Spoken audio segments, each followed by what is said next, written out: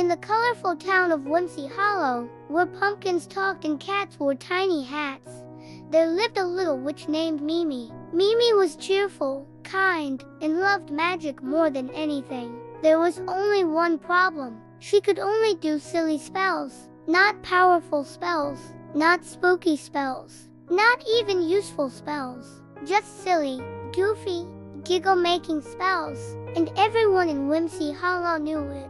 One morning, Mimi tried to ride her broomstick like all the other witches. She hopped on, shouted, "Broomy zoomy up we go." Poof! Her broomstick suddenly grew ticklish feathers and started laughing. Ha ha ha ha! The broom cackled, wiggling wildly. Mimi held on tight as it bounced around like a tickled chicken. "Stop giggling. We're supposed to fly," Mimi begged, but the broom just laughed harder. Finally, it plopped onto the ground, exhausted, still snickering. Mimi sighed. Another silly spell. Later that day, Mimi visited the village market. She wanted to help Farmer Tilda stack apples, so she raised her wand and chanted "Stackety-packety apple tower." Poof! Instead of stacking, the apples popped little legs out and started dancing. Tap, tap, tap. Bowing, bowing, bowing. Cha-cha-cha.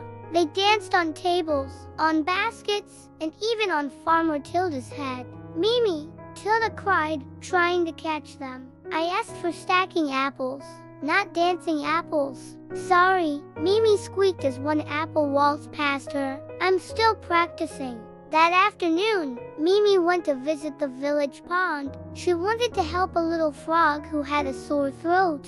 So she tapped her wand and whispered, "Healing peeling voice return." Poof! The frog took a deep breath and began to sing opera. La la la la, ribbit. His voice echoed across the whole pond. The ducks stopped swimming. The fish popped their heads up. A turtle fainted from dramatic excitement. Mimi covered her face. "Oh no, not opera again." The frog took a bow. Rib-ba.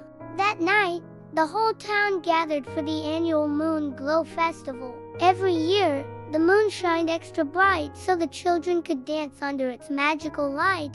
But tonight, the moon didn't glow. It was dark, dim. It looked almost asleep. Mayor Doodle cried out, "Oh no! Without moonlight, the festival is ruined." Everyone started to panic. Everyone except Mimi. "I can help," she said confidently. The other witches gasped. "But Mimi, your spells are silly," one of them whispered. Mimi nodded. "I know, but maybe a silly spell is exactly what the moon needs."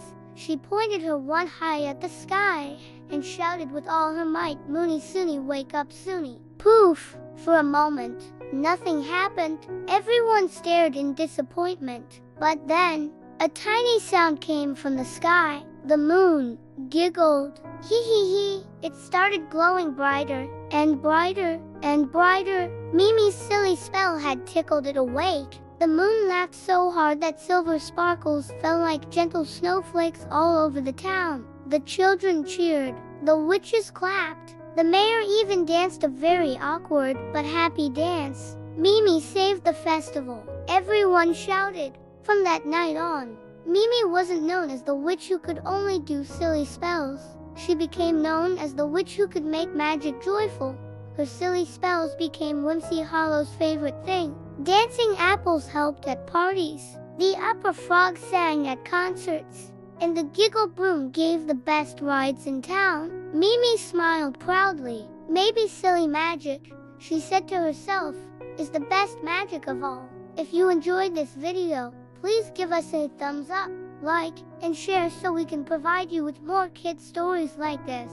Thank you for watching.